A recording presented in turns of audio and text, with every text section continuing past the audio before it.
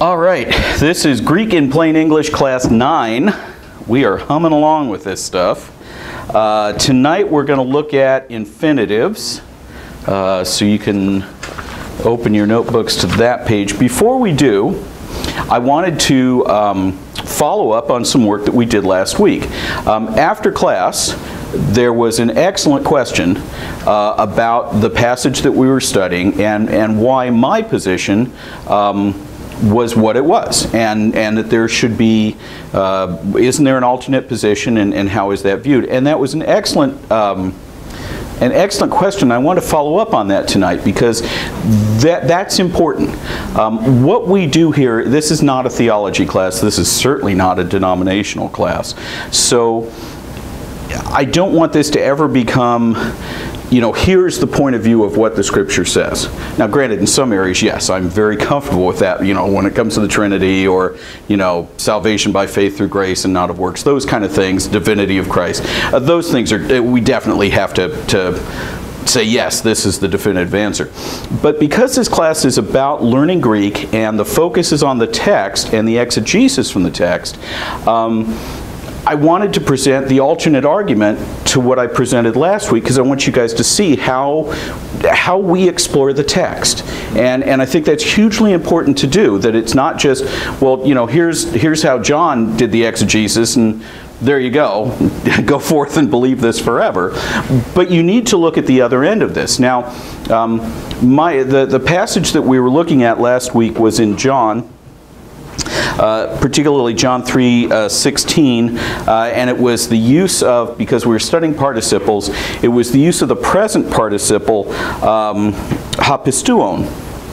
And just to recap for anybody that forgot from last week, my view is that hapisteuon it's a present participle, and I said that a present participle, although we normally teach it as continuous action, or what I would say would be process action, that in certain cases, particularly the present participle, its verbal aspect is diminished.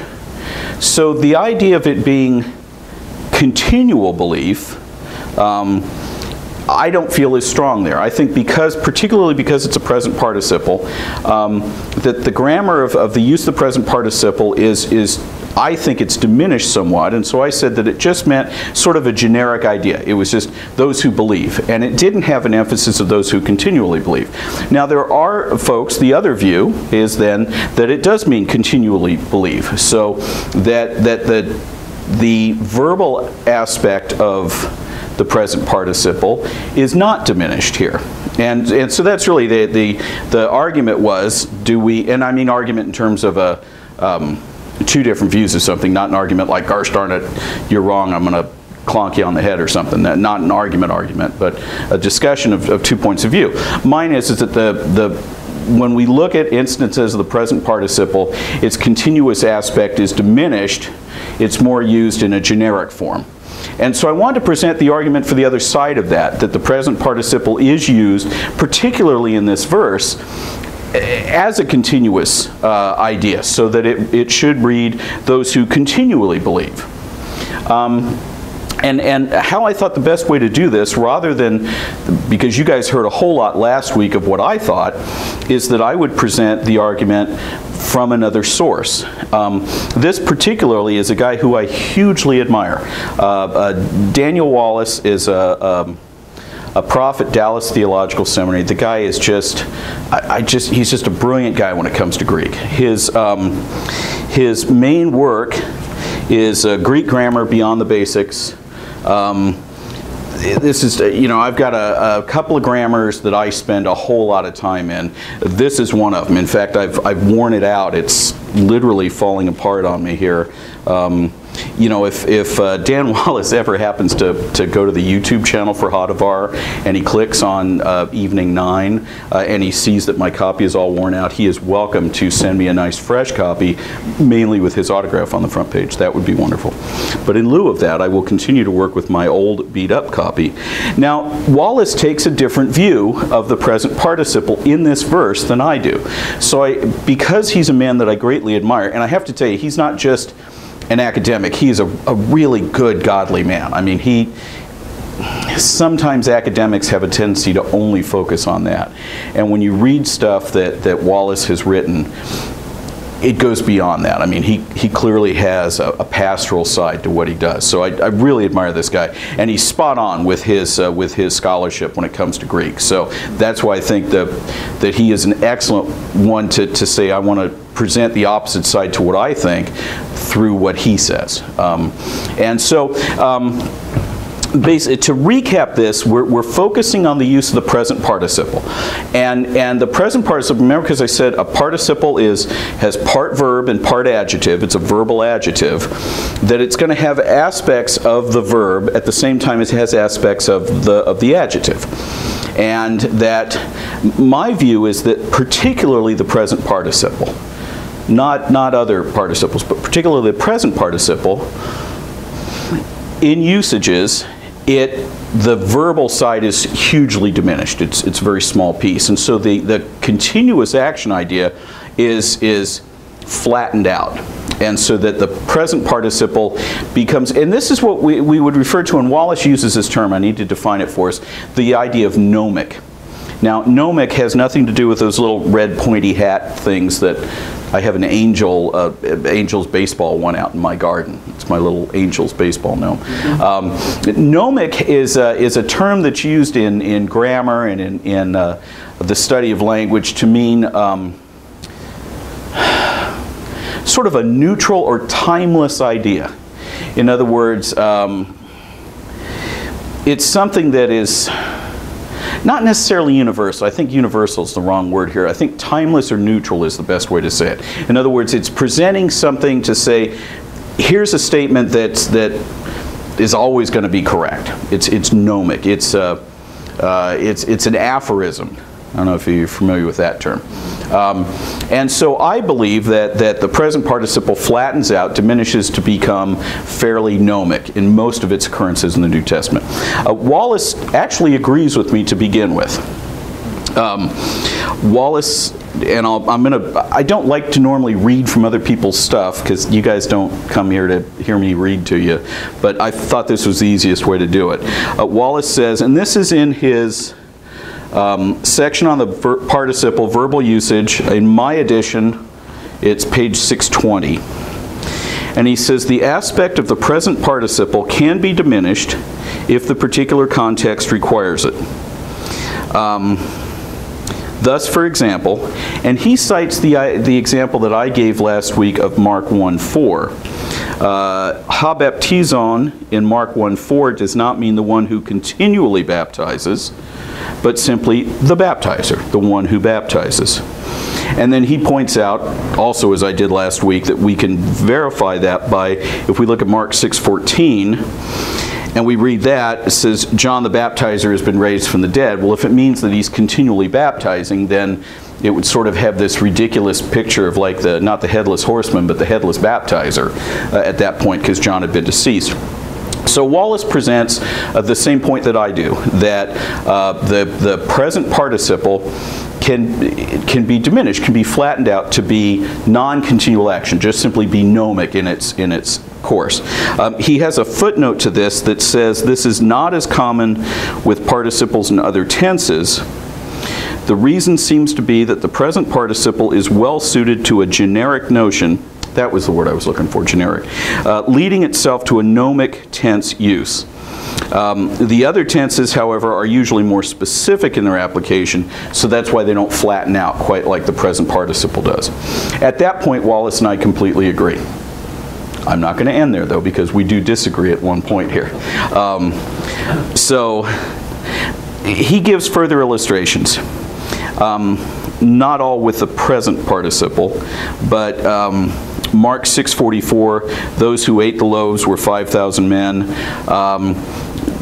The idea of continually eating, but again, we're not dealing with necessarily with the same construction as we see in the other one. In Luke 1:45, blessed is she who believed. So again, we have this idea of the participle being the aspect of the participle not focusing on continual action. And then he gives an example in John 4:13, everyone who drinks. And his comment on this, it may be that the evangelist does have a habitual ideal in mind, someone who's continually drinking. But in this case, the present participle is contracted with the aorist subjunctive of the following verse, as if to say everyone who continually drinks, but whoever should taste. So he thinks that in this particular case, it has both gnomic, flattened out, non-habitual, along with continual action. And that's where he comes down on the side of the passage we looked at last week, John 3:16, about everyone who believes. And Wallace's position on that verse, which again is different than mine, is the idea seems to be both gnomic and continual. Everyone who continually believes at the same time as everyone who believes. So he sees it as shading both ways. He says this is not due only to the present tense, because just above it he described that the present tense would be only gnomic. But he says that use the present participle of pistuo, especially in soteriological context in the New Testament. So what Wallace says is the thing that makes John 3:16 different than the passages we looked at in Luke about divorce, the other passages that Wallace himself cites in Mark about John the Baptist, the 1 Thessalonian passage, again, that Wallace and I both agree on about Jesus delivering. He says what makes this John 3:16 passage different is that it's soteriological in context. Now that word soteriological just has to do with salvation. Okay, the word in Greek for to save is sozo. That's the verb. And so when you're in seminary and you're studying about salvation, all the things you study are all ologies. And you take the Greek word and you slam ology onto the end of it. So you get soteriology, which means to study about saving. Just like the study of God is theology. It's theos plus ology. He says that particularly where this changes is that in passages related to salvation or to soteriology, Wallace believes that the grammar itself then shifts. And so that this idea of a present participle being flattened out, meaning just a generic term, and not meaning continually, that doesn't apply in passages that are focusing on salvation. So that's Wallace's first point. He makes a distinction there. I don't make that distinction. Wallace does. And then he goes on, his second point that he makes is that there's a difference between which form of the participle is used. And he says that there are both, in these salvation passages, there are some that use the aorist participle and some that use the present participle. If you remember what I taught about participles last week, was that they have different aspects depending on what their tense is. That a present participle is normally going to be continual action, a process action, whereas the aorist participle is going to be event or undefined action. So Wallace says, particularly in passages that relate to salvation, the Gospels use the New Testament uses two different participles, forms of this verb to believe, right? One is the aorist, one is the present. And he did a statistical count. And he said that the aorist form of the participle, so that would be pistusos, the aorist form, is used 8 times. The present tense form, the one that's used in our target passage, John 3:16, pistuon, is used 43 times. So first of all, he makes a statement that within salvation passages, this word pisteuon, using the word believe, the participle, that there are 6 usages of the aorist, and there's, how many times is that? There's 6 times more, 43 usages of the present participle. So then his point in all of this, his statement then, is it seems that, according to Wallace, since the aorist participle was an option to describe a believer, a generic kind of gnomic idea, he says that since that was available, when an author in the New Testament used the present tense, he really wanted to say continual, not just generic. Does that, you see what Wallace is saying there? That because there are these 2 usages, in soteriological passage, in salvation passages, that the author had a choice. And if he used one and not the other, Wallace believes they did that intentionally to show continual activity, in this case, continual belief. So then Wallace goes on to finish this up, to say it is unlikely that when the present tense was used, it was flat or generic. Now again, Wallace agrees that it is that way in every other section of the New Testament. It's only in these passages that talk about salvation does Wallace believe that it is used differently. Okay, so that's his criteria, his shift there. And that's a major difference between what I believe and what Wallace believes. He says the present was the tense of choice, most likely because the New Testament writers, by and large, saw continual belief as a necessary condition for salvation. So Wallace's idea that the grammar changes in salvation passages is that there's 2 different ways we could talk about belief, or believers, as either generic believers or continual believers. And that the reason why this is because he believes that the New Testament authors believed that continual belief was necessary for salvation. So Wallace is making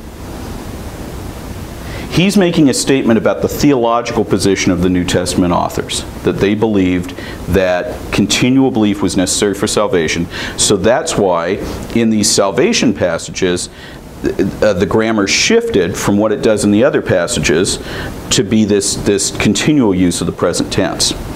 And then he goes on to say that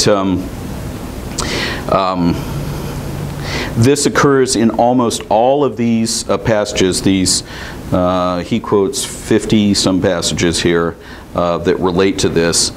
But they say there are exceptions. There are times where the aorist tense, which he says is generic, is actually used in the way that the present tense is used. So Wallace's view of this then is, again, his exegetical view is that here's how the present tense operates most of the time in these participles. But in these passages, in salvation passages, it actually, there's sort of a shift in the grammar and how it's used, and that's because of how the authors viewed the need to portray continual belief as necessary for salvation. So that's what Wallace presents. My view last week is different than that. I stop at the point where Wallace makes his grammar shift. I'm just uncomfortable with that personally. My view of language is that there is no shift. Wallace believes that based on the evidence in the text, there is a grammar shift because he believes that the writers of the New Testament viewed continual belief as necessary for salvation. So you can see that what we have then are 2 different views of how we approach this, of what we think this text means. Okay, so how does that all pan out? Like I said, I have huge respect for Wallace. I mean, the fact that I disagree with him says nothing about my admiration for him. I just disagree in this particular position. The guy is excellent. His Greek is spotless. He is a good, godly man outside of the academic thing. It's not like he's some wild liberal scholar. So what you have, and I like to think on the other hand that I'm a pretty decent guy too, that I'm a good believer and that I'm theologically orthodox as well. But Wallace and I approach this same text differently. What's important for you to see is not the outcome. Okay, that's whether you take it as there's a need for continual belief for salvation, or the need of, or it's just simply that you believe in salvation in this text without continual action. That's for a class other than this. That's for a theology class, and I am not a theologian. That's not where I operate. What you need to see is how both Wallace and I, and not just me, I mean there are a lot of folks that hold my position as well. I'm not some sort of, you know, here's me versus everybody else. Those who hold my position, those who hold Wallace's position, how we approach the text. That's the important thing. That's what this class is trying to show. How do folks who believe in the inerrancy of the text, who believe in the necessity to draw our theology from the text, not study the text in light of what we already think we know, how do we approach the text? And you can see that Wallace and I take two different views. And I don't mean to say that the outcome doesn't matter, but what's important for what I'm trying to teach in this class is the process. It's that you seriously approach the text and that you validate what you say the text says. I showed my validation tonight. I read Wallace's validation of his position. We can then discuss that, and we can, and there should be discussion. You know, if Wallace was here, I'd say, well, you know, boy, did you look at this and this? And he'd probably say, oh yeah, but did you look at this, this, and this? You know, we sort of talk to each other about how we validate our process. But the point is that it is a process. Wallace and myself, we're both going into the text to say, what does the text say here? Because that's ultimately the most important thing. And again, the role of theology then is to take what you get in the text and to say, okay, now this is what it means, you know, for, you know, folks who show up on Sunday. This is what it means for believers. This is what but you have to have what the text says first. And the way you do that is what I do, what Wallace has done, what anybody who seriously interacts with the text does. You decide, you know, you look at it, you work through it almost in what would be I don't like this term, but a scientific manner. You systematically work through the text. You use the laws of grammar and the rules of linguistics and whatnot to attain this. And Wallace and I have both done that. We just have come up with two different positions on it. What happens often is that then folks cherry pick what they want to use to make their theology. I believe this is true. Oh, Wallace agrees with that? Well, I'm going to pick him. And then something else, they go, oh, I believe this is true. Oh, John agrees with that. Oh, I'm going to pick him. And that's kind of unfair to me and to anybody, Wallace in this case, because, you know, we take this work seriously, and it's not, you don't get to cherry pick this stuff, you know. But I also want you to see is that it's possible to seriously interact with the text and come up with a different view. Okay, I mean, that is completely possible. Now, I hold completely to my view. I've held that view for a number of years. I believe that I've effectively validated it, and I would welcome questions about that validation process completely. I would suspect if Wallace was here, he'd say the exact same thing I just said. So again, you reach a situation. Now, honestly, this particular passage doesn't have huge ramifications. It's not like, you know, he's saying that the Trinity is the Father, Son, and Holy Spirit, and I'm saying, you know, there's three other guys in the Trinity, you know, so there's 6 people. This is not something like that. Here we both agree that the text says that you have to believe in Christ to have eternal life. We're not arguing that. We're just simply talking about, well, what does that belief look like? What does the text say about the mechanics of that belief? And again, we're going to look at it differently. Wallace comes, I know, from a slightly different theological position than I do, so I understand that while I have a tendency to shade closer to my theological position, Wallace will always shade closer to his. It's just human nature. I think it's almost impossible. I don't think I could convincingly argue for a theological position that it's opposite of mine. Just because I think my theological position is correct, because I've done a lot of work to get there. And I wouldn't expect someone who held a different view than mine to be able to convincingly argue my side of the thing. In this case, though, this isn't a major issue. This is a secondary issue. The major issue of salvation through Christ, through believing in Christ, is the key issue that Wallace and I both absolutely agree on. And this verse doesn't change that at all. But you need to see how two different people work through the text and come up with the views. Mine is that it's flattened out. It just means it's a generic term for believers, everyone who believes. Wallace believes that it's everyone who continually believes. And so that we both approach with the difference. But I felt it important to bring Wallace's point of view in tonight so that it wasn't just the John show last week of my view alone. And the question after class was hugely helpful in showing me that I needed to do that. So I really valued that sort of interaction.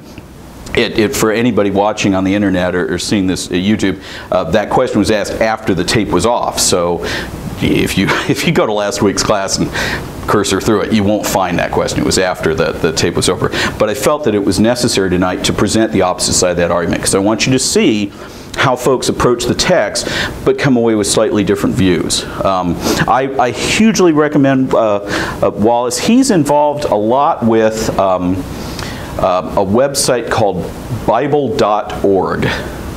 And it's a wonderful website, and you can click on there, and there are all these essays and things that have been written that are just wonderful. And you can go click on Wallace and you'll just see a list of everything he's written. And the guy's just amazing. I mean, his output is huge. I would, you know, if I even wrote a grammar half this good, I would call it my life's work and retire at that point. And he cranked this sucker out at an age younger than I am now and is still teaching and doing all this stuff. So Wallace is an amazing guy, and that's why I chose his argument, because I felt you can't pick apart his Greek skills because they're that good. So that's why it was important to see the opposite argument from someone who I really admire a quality of his scholarly work on this. So that's what I wanted to do tonight. I wanted to sort of do a little catch-up work from last week on that. I think I covered everything. I want to be fair and show Wallace's position accurately. That's why I read from the text of his stuff. I think I was fairly, in fact, if anything, slightly too long-winded last week in presenting my view of the passage. So anyway, those are the two views of John 3:16 of the present participle there. Now you can see why I said when we started studying participles that they're hugely flexible, and they're hard to understand sometimes. You got to do a lot of work with them, and you can see in this case that a lot of work has been done with this particular thing, and it's still not okay. Here's the definitive answer that everybody should tie into. So, okay, infinitives. We're going to start infinitives this week. I said last week, 2 weeks ago, whenever we first looked at participles, that participles were verbal adjectives, and they were like part verbs, part adjective, and that those things that were verbal and those things that were adjectival were combined together in these incredibly flexible kind of words. This week we're going to study infinitives. Now, infinitives are verbal nouns. Participles are verbal adjectives. Infinitives are verbal nouns. Most of us know infinitives for two things. One, we always know that an infinitive begins with the word to, T-O, okay? To teach, to learn, to swim, to eat. Those are all infinitives in English. And we were always taught that we must never split an infinitive. And most of us went, okay, I won't do it because I don't know what that means. The best example I could think of to show you what a split infinitive is one of the most famous split infinitives ever in the history of mankind. Okay? To boldly go where no man has, right? Okay, that's a split infinitive. A split infinitive is where you take the word to and the verb go, and you stick a word in between them, or any verb. So in this case, the infinitive is to go. Captain Kirk to go, right? But Captain Kirk was just so fired up about his star mandate, that he split his infinitive. To boldly go.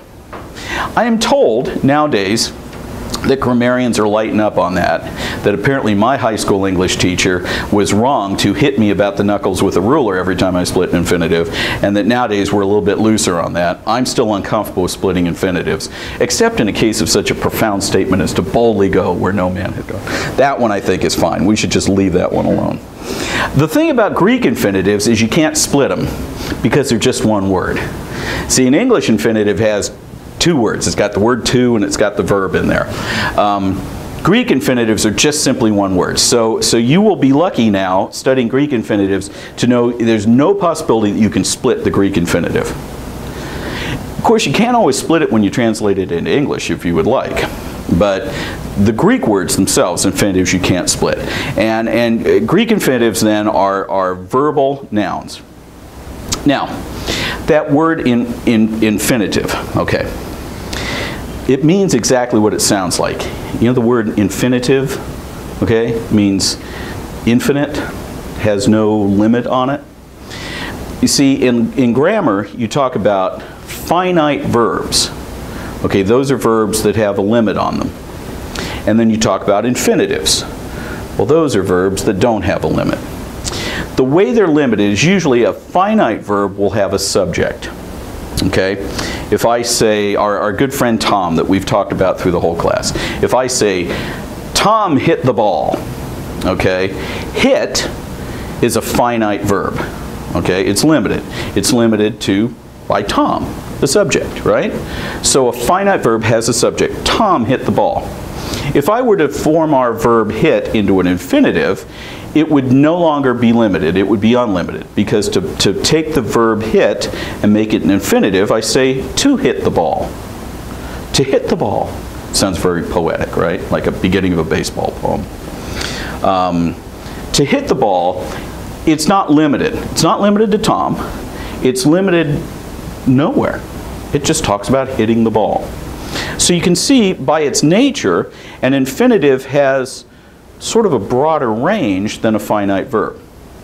Everybody tracking with that? Got that? Okay. Okay.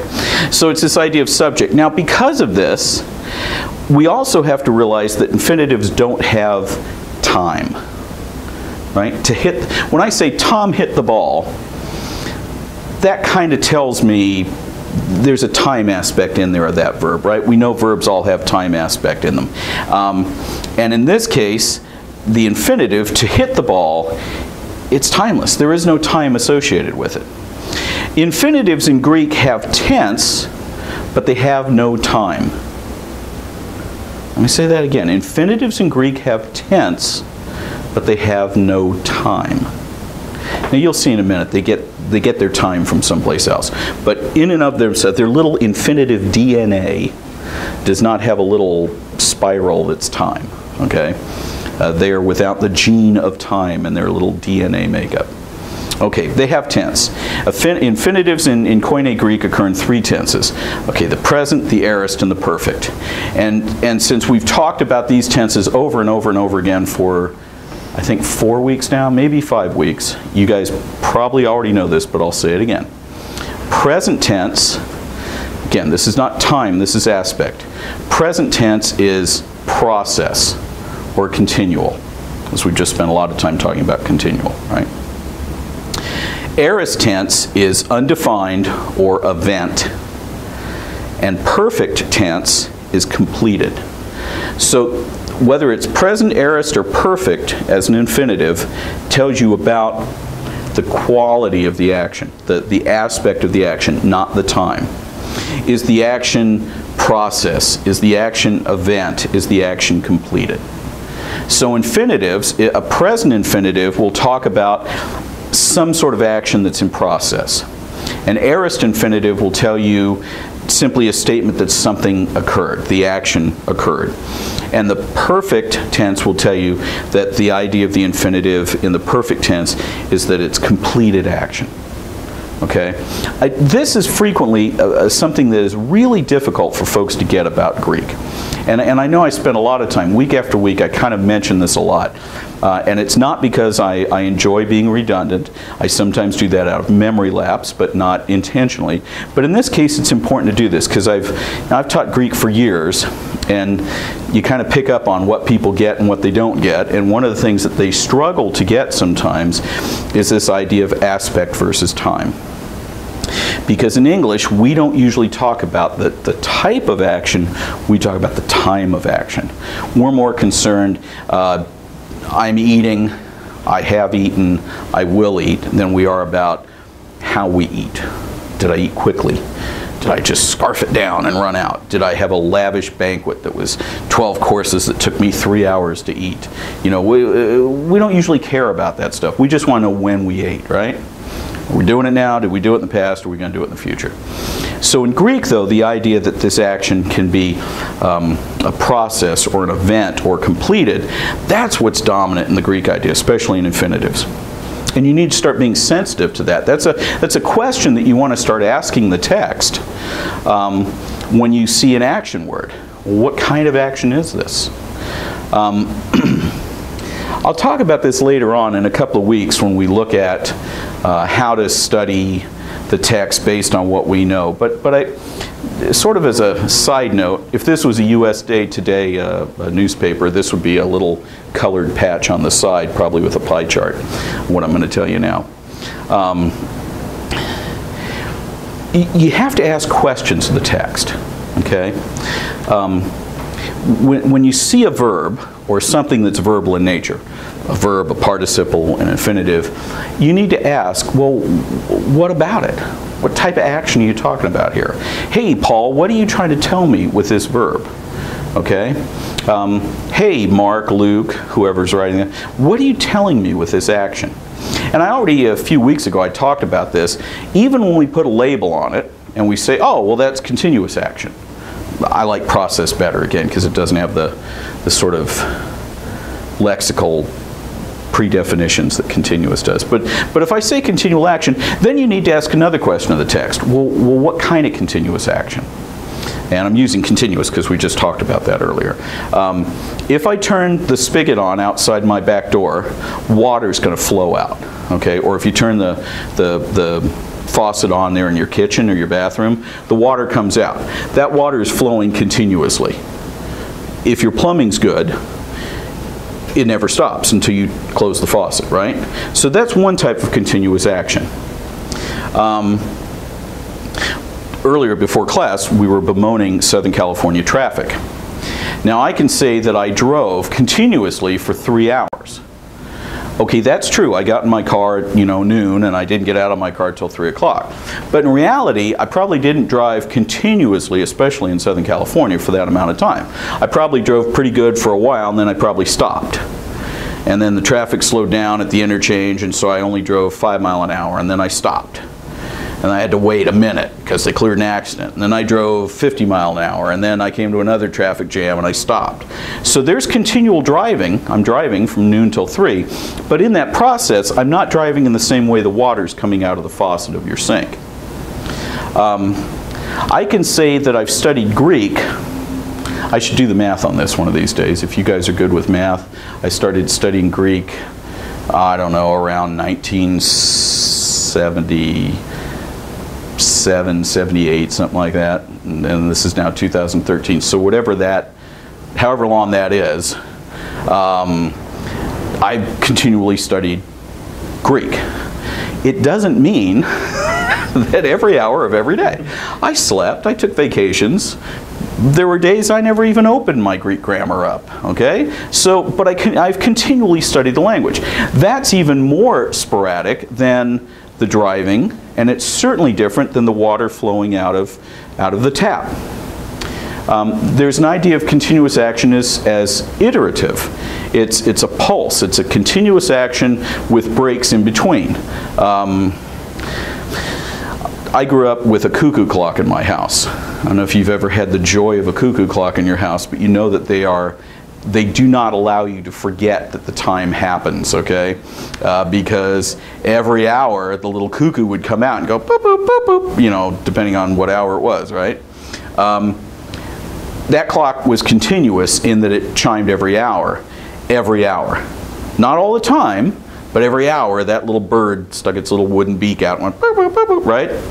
That's iterative action. So that's another type of continuous action. So the questions that you ask the text then are, what kind of action is this? And if the text answers you back, it's continuous action, okay, then you say, aha, what type of continuous action? So you see, you need to ask the text these questions. Okay, and you may not be asking the text. You may be looking for these answers in a commentary, or you may be listening for it in a sermon. I'm using the idea of asking the text as a metaphor.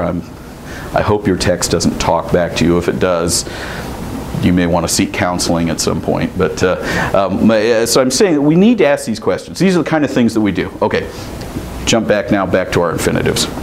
Now back to our regularly scheduled infinitive. The way that we get time for infinitives then is the infinitive will have a it'll have a verb, or it'll have something around it that'll have time. Normally it's a finite verb. An infinitive will have a finite verb. So whatever the time of the finite verb is, that gives us the time for our infinitive. So if I say, the students studied, and then I throw in the infinitive, to learn Greek. Okay? So my to learn Greek has no time. Okay? It's just there. But it gets its time from the finite verb in that sentence. The students studied. It's a past tense verb for us in English, right? So the infinitive would have the concept of past tense time, because that verb that I used, the students studied to learn Greek. If I say the students are studying to learn Greek, now it has a present tense feel to it, right? And because I'm using an English participle there, it has a continuous feel to it. So that same infinitive, to learn Greek, now has a present tense feel. The students are studying to learn Greek. You see how this is going? If I want to give it a future tense feel, I would say the students will study to learn Greek. There, it's a future tense idea, right? They will study. They're not studying right now, they're watching the ball game, but they will study at some point. And then my infinitive, to learn Greek. So our infinitives will take their time from the finite verb that they're associated with. Does that make sense? Okay. Along with tense, infinitives also have voice. And voice, again, is the same thing, whether it's a verb, a participle, or infinitive. Voice is always going to be a present, active, passive, or middle. And remember, just a quick recap on what voice is. Voice is the relationship of the person, of the verb, the subject of the verb, to the action. So an active voice is the subject of the verb is doing the action. Passive voice is the subject of the verb is receiving the action. And middle voice is the subject of the verb is somehow both creating the action and participating in the result of the action. Not necessarily hitting themselves, but they're receiving the result in some manner. So on the verbal side, infinitives, verbal nouns, have tense, not time, right? They have aspect, and they have voice.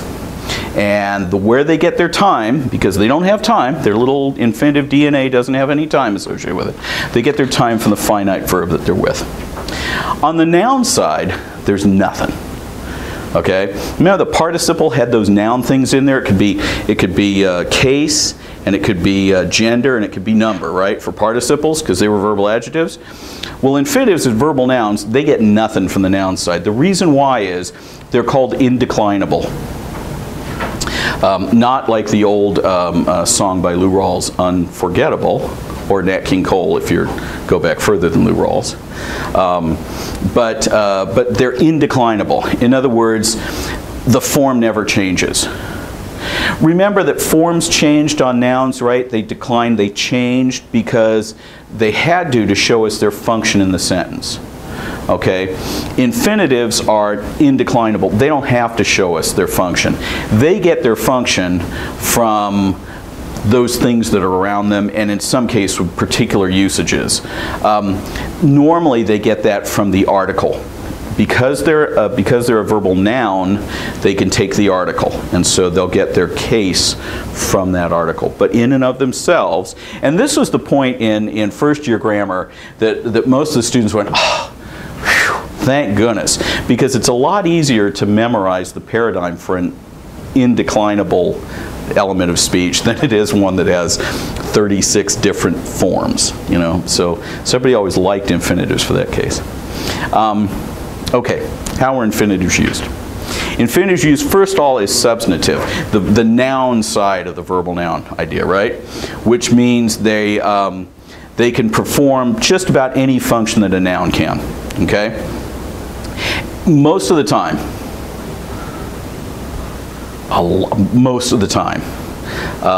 we'll know that it's functioning in that way because it'll have the article in front of it. Remember I said when we talked about the article that was hugely important in some areas to tell us what was going on. It helps us to know what the case of those ugly third declension nouns that nobody can ever figure out. That's the easy way to get it. In this case, it helps us to tell the function of the infinitive when it's functioning as a substantive.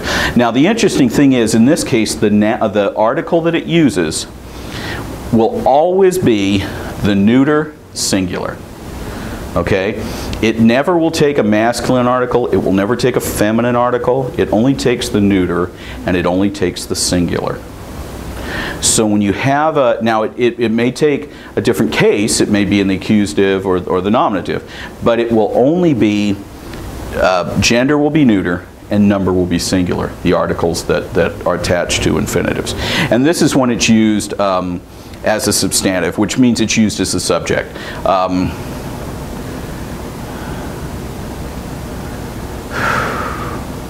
A good example, well, I've got one in your notes. To learn is good. Okay, to learn is the subject there. We could say that a different way in English. We could say learning is good, right? It would still be the same function, but I had to give you an example that used an infinitive. So we said to learn is good. Which, by the way, that is a gnomic expression. That's a universal aphorism. It is always good to learn. So that's as well. Okay, now the next thing that it does, that's the noun side. It's a substantive. It functions as a noun would, as a subject. Now the other thing is when we play up the verbal side, okay? And that's what we call a complementary infinitive. A complementary infinitive means that it adds something, it complements the verb. It says, hello, Mr. Verb, you're looking quite nice today. I like those slacks you're wearing. It's a complementary infinitive, okay? Now, with an infinitive could be built off of any verb, just like a participle could be built off of any verb. But there are some verbs, 5 in particular, that always take a complementary infinitive. And I wrote those on the board for your viewing pleasure. And these will make sense. I mean, see, that's the thing about language. I remember I said, the very opening night of this class, I said language is all about communication. And so there's a lot of just common sense stuff in language that grammarians spend a whole lot of time forming rules and writing big books about that are just common sense, right? Well, these 5 verbs, it makes sense that they need a complementary infinitive because in and of themselves, they don't tell us enough. The first one is day, okay? It means necessary. Necessary to what, right? Necessary to, it is necessary to learn Greek if you want to be a scholar, right? So necessary needs that complementary infinitive. Existent, it is lawful or it is right. Well, it's lawful or right to do what, right? It's lawful to go to the temple and offer a grain sacrifice. If you're first century Jewish guy living in Jerusalem. Mellow, not like mellow like you are at the end of the evening watching the TV late at night. Mellow, I am about to, and then our infinitive. I'm about to teach, I'm about to learn, I'm about to eat, whatever our infinitive of choice there. I used to do this and I'd always say to eat on there, but then people, I think, thought I was obsessing about food, so I tried to change it up so no one will get a wrong opinion. Dunamai, okay, I am able. Well, I'm able, what am I able? I'm able to fill in the infinitive. Dunamai, this is one of my favorite verbs in Greek. I tell you this, I am intentionally mocking anyone that does this. Okay, I hate this when this happens. Because in language we borrow words back and forth, and we sometimes make up words using older words. Okay, in English, we have a word for an explosive called dynamite. Okay, that word is not found in ancient Koine Greek. Okay, that's an English word that we made using dunamai, this Greek word, right? It's dynamite. Okay, so it's a modern word that has this little Greek sound to it because we borrowed from Greek to make the word, right? I'm not lying to you. I have actually heard this said, unfortunately, from someone teaching a congregation. Well, you know, the Greek word there is dunamai.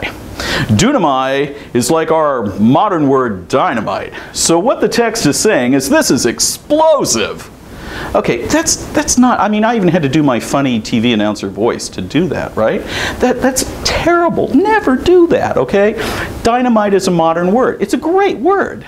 And if you can use it to explain the text, then use it to explain the text. But don't look at the Greek word that was thousands of years old, wasn't part of this word, and try to say that it has any connection, because it just doesn't.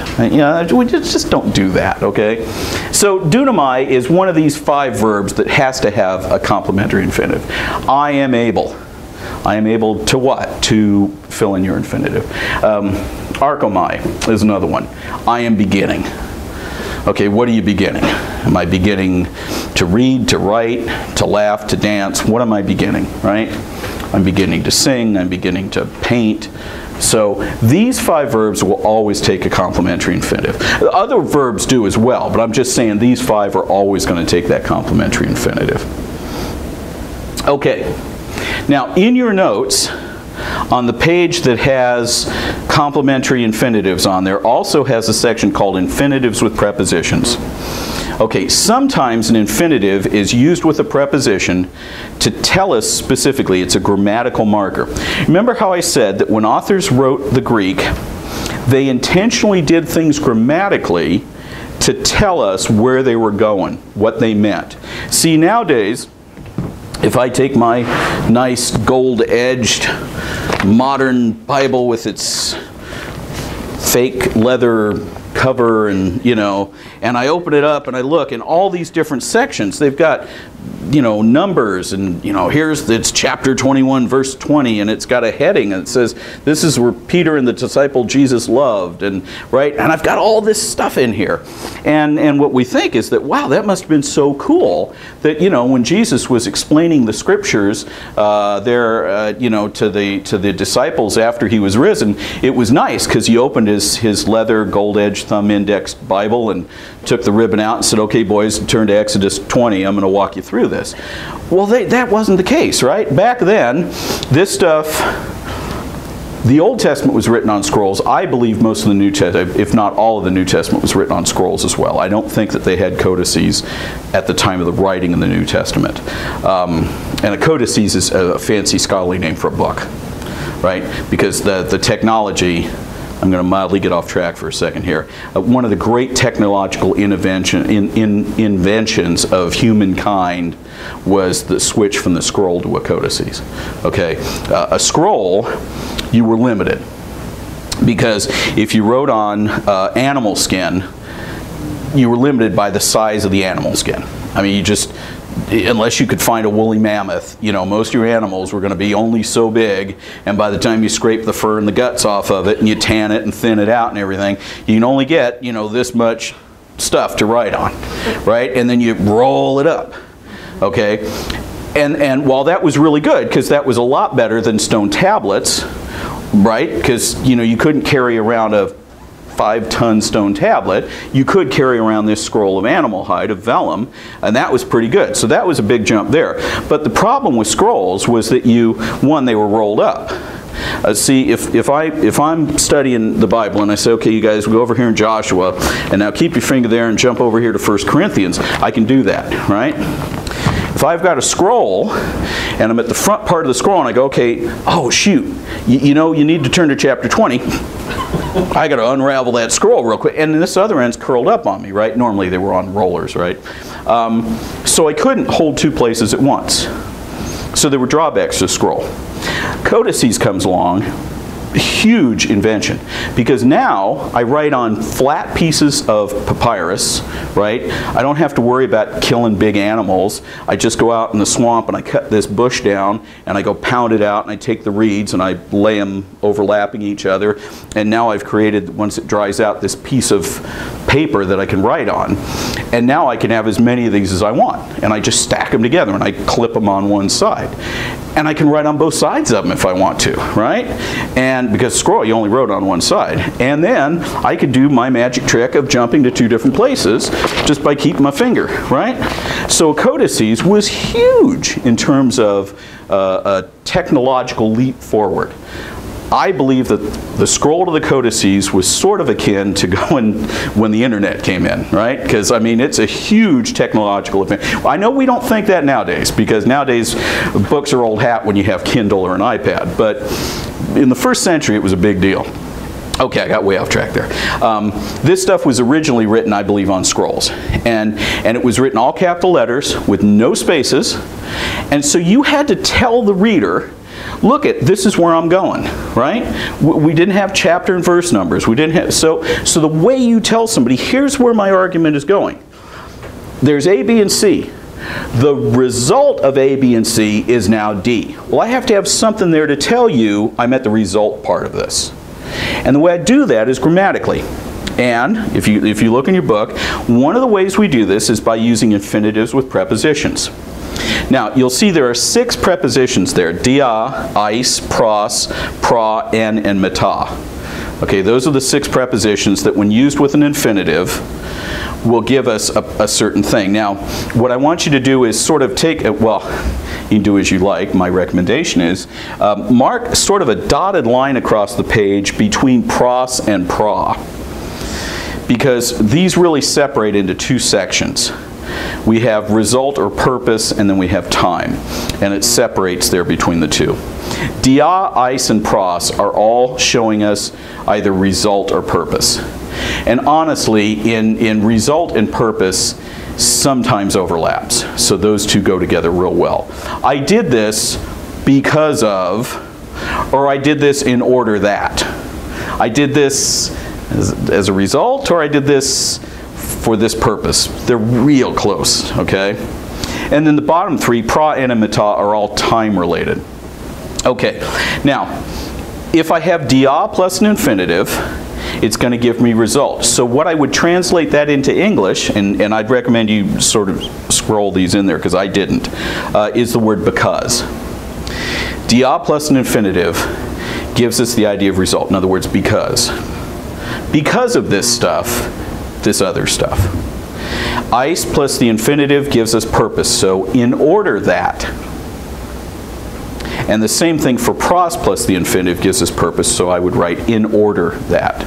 So that when you see the word because, or you see the phrase in order that, that's the best way to translate the idea of what's going on with these prepositions and these infinitives. Now there are 3 that relate to time. Pra plus the infinitive tells us before. En plus the infinitive tells us while. That's also, by the way, it's also when. So you can put a slash there and say while or when. And then meta plus the infinitive gives us after. So these 6 uses of the infinitive for these prepositions give us very specific grammatical markers so that they tell us what's going on in the text. This is important, not so much in the Gospels. The Gospels are pretty much straightforward historical narrative. I mean, they have different things in them. They have some poetry. They have parables in them. But in general, even the parables have the idea of narrative time, right? They start here, they go to here, linear time. The epistles, the letters, Romans, that's a philosophical argument, okay? And that's different than Jesus woke up, ate some fish, and went to Capernaum with the boys, okay? That's a chronological historical narrative. Paul explaining the law in Israel and believers, that's a philosophical argument. you need these markers in a philosophical argument, especially in Paul. And I'm just not saying that Paul's difficult because I think he is. It is inerrant scripture that Paul is difficult. Peter tells us that those things that Paul writes are equal with Old Testament scripture, but they're really hard to understand, right? So the Bible itself even says that Paul is kind of tough to wade through occasionally. So we need to look at these infinitives with prepositions as occasionally as grammatical markers to help us understand where the argument is going. How does this apply to you guys? Well, if you're reading a commentary or hearing someone preach and they say, well, what Paul is trying to say here is that because of this stuff, we have this other stuff, and we know that because Paul uses dia plus an infinitive. Well, you're right. Cool. So see, now you guys know what that means. Okay, the other thing that we get is we do get purpose with an infinitive, and that's an infinitive used with the word hosta. Okay, that's in your notes. Hosta is with that word, hosta. And when we see the infinitive with hosta, we know that it's talking about actually result, purpose and result overlap. When we see an infinitive with the article in the genitive case, we would think that that means purpose or result as well. Now, I have this one cryptic sentence in here when I was preparing for tonight, and I know this may shock you that I actually do prepare to come in here. I don't just walk in the door and make this up. I looked at my notes and I went, well, that makes no sense at all, because it says the infinitive alone with no article can mean this. Well, sure, it can mean a whole lot of stuff without the article, and I said context will help here. So you may want to just scratch that out. That's kind of a ridiculous, I don't know why I wrote that to begin with. It's true that the infinitive without the article can be purpose or result, but it can be a whole bunch of other stuff, so that just seemed weird to have it there in the notes. So you can see that infinitives then are pretty flexible. They're flexible like participles, not quite with the range of participles, but they can be flexible, and they can do important things when they're used with prepositions to tell us purpose or result or time. Is it before, during, or after? Remember about infinitives. They're indeclinable, so they won't have different forms. They have no time, only aspect. They get their time from the finite verb that they're with. Okay, and they can be used as a subject, they can be used as a complement, or they can be used to show purpose or result. Okay? All right, that's everything you need to know about infinitives. Next week we're going to start looking at clausal grammar. Boy, that makes it sound pretty impressive, huh? That's just, what we've been studying up to this point are individual word things. And next week we're going to look at putting all these words together. So it's sort of like, you know, when you learn words, you learn nouns and verbs and stuff like that, and then you finally get to write a sentence with them. That's what we're going to look at starting next week, clausal grammar. Okay? Any questions? All right. I will see you all next week.